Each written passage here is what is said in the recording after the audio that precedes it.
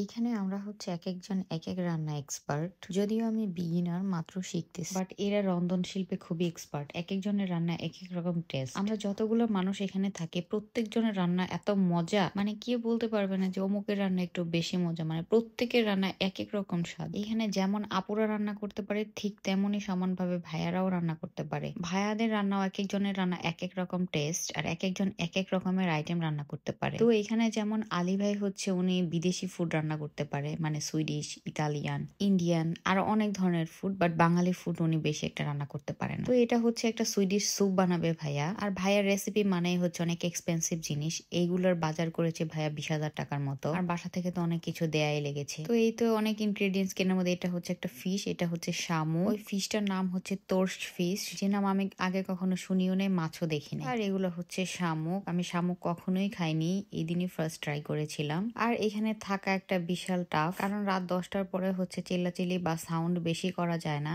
আমাদের টোন এমনিতেই যে হাই, নর্মাল টোনে কথা বললেও কমপ্লেন চলে আসে। আর এটা মেনলি হয় আলী ভাইয়ের বাসাতে। মানে যখনই আমরা গ্যাদারিং করি তো বিচার চলে আসবেই। একটা মহিলা আছে তার উপরের ফ্লোরে থাকে, সে সব সময় হচ্ছে একটু আওয়াজ পেলেই চলে আসে। কলিং বেল দিয়ে উনার একটাই কথা, ইয়োগ মস্ত সোভা স্নেল্লা ইয়োগ স্কারবে তার ইমরন। মানে এটা হচ্ছে বেটির একটা ডায়লগ হয়ে গেছে। মানে ফিস ফিস করে যদি নিজের বাসায় কথা বলতে হয় তাহলে এটা কেমন না? ওই বেটির জ্বালায় হচ্ছে আমরা আপুদের বাসায় যেতেই পারি না। আমরা হচ্ছে বাঙালি মানুষ, আমাদের একটু ফ্যামিলি অ্যাটাচমেন্ট লাগে। সো আমরা আড্ডা দেওয়ার জন্য একটু এই বাসায় ও বাসায় যাই। মন খুলে একটু হাসা তো দূরের কথা, কথাও বলা যায় না। নিজের বাসায় কেমন চোরের মতো ফিস ফিস করে কথা বলা লাগে। তো যাই হোক, এই দুঃখের কথা আর কি বলবো। এদিকে হচ্ছে ভাইয়া সবকিছু প্রিপেয়ার করে নিয়েছিল নিজের বাসাতে। যেহেতু উনার বাসাতে এরকম কমপ্লেইন আসে, যার কারণে আমি বলেছিলাম যে তাহলে সবাই আমার বাসায় চলে আসেন, আমার বাসায় খাওয়া দাওয়া করবো। যেহেতু ভাইয়া আর আমাদের বাসা হচ্ছে এই বিল্ডিং আর ওই বিল্ডিং, তো আমরা হচ্ছে সবকিছু পাতিল ধরে নিয়ে চলে এসেছিলাম। হাফ রান্না হচ্ছে ভাইয়া নিজের বাসা থেকে করে নিয়ে এসেছিল,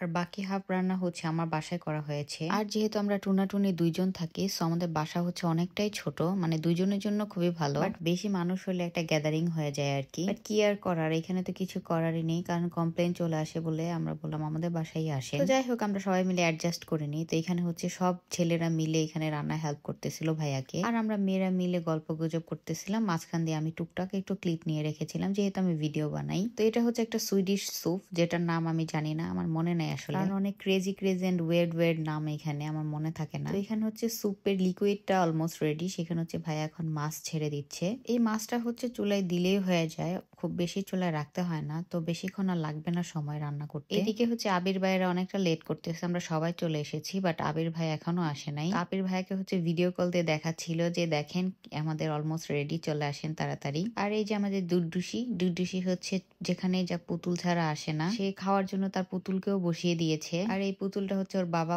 উমরা করতে গিয়ে নিয়ে এসেছে সৌদি আরব থেকে, ও এখন এটা নিয়েই ঘোরাফেরা করে। ওর বাসায় হচ্ছে অর্ধেক একটা রুম শুধু ওর ডল দিয়ে ভরা। ওর একটা ডল হাউস আছে অনেক বড়, এত সুন্দর। তো আমি গেলেই হচ্ছে ওর বাসায় ওই ডল হাউসটার মধ্যে খেল। বাট যেহেতু ডল হাউসটা অনেকটাই জায়গা নিয়ে রেখেছে, তো আপু হচ্ছে ডল হাউসটা ভেঙে ফেলেছে, কারণ হচ্ছে বাসায় মানুষ গেলে বসার জায়গা হয় না। তো যাই হোক, দেখতে দেখতে আমাদের স্যুপ অলমোস্ট রেডি। আর এখানে হচ্ছে গার্লিক ব্রেড গুলোকে প্রিপেয়ার করা হচ্ছিল। এই তো আমাদের স্যুপ রেডি। এখন হচ্ছে ভাই আমাদের সবাইকে সার্ভ করে দিচ্ছিল। সবাই খুব এক্সাইটেড এটা খাওয়ার জন্য, কারণ নতুন একটা রেসিপি। আমাদের প্ল্যান ছিল হচ্ছে স্যুপ খেয়ে আমরা 360 ভিউতে যাব দেখতে, যেখান থেকে আসলে ইয়াত্তবরির ফুল সিটিটা দেখা যায়। তো স্যুপ রান্না করে খেতে খেতে হচ্ছে আমাদের অনেকটাই সময় পার হয়ে যায়। আর তখন যেহেতু উইন্টারের সময় ছিল, তো 3টার পরে থেকে সন্ধ্যা নেমে চলে আসতো, 4টা বাজে একদম ঘুটঘুটিয়ে সন্ধ্যা হয়ে যাইতো। পরে স্যুপ খেতে খেতে হচ্ছে 6টা মনে হয় অলমোস্ট বেজে গিয়েছিল। পরে যাওয়াটা ক্যান্সেল হয়ে গিয়েছিল, বাট আমি বলেছিলাম যে আমি কষ্ট করে সেজেছি, আমি যাবই। পরে সবাই মিলে আমরা যাই, বাট গিয়ে কোনো লাভ হয়নি, কারণ 6টার পরে রাস্তাটা অফ হয়ে যায়, মানে পাহাড়ের উপর আর উঠা যায় না গাড়ি নিয়ে। আর এত উঁচু পাহাড়ে তো হেঁটে ওঠা পসিবল না আমাদের পক্ষে, কারণ আমরা সবাই আলসে। দেন আর কি আমরা ব্যাক করে ম্যাকডোনাল্ডসে চলে আসি। ম্যাকডোনাল্ডসে গিয়ে দেখি অনেকগুলো বাঙালি আরো, তো তাদের সাথে সবাই মিলে গল্প গুজব করার ঠেলে খাওয়াই হয় না পরে। দেন এক গাড়ি নিয়ে হচ্ছে আমরা বাসায় ব্যাক করি, আর এক গাড়ি হচ্ছে ছেলেরা ওরা ঘুরতে থাকে। দেন আমি বাসায় চলে আসি, বাসায় চলে এসে রান্না বান্না করি, আর ছেলেরা ঘুরে এসে হচ্ছে আমার বাসায় রাতে ডিনার করে।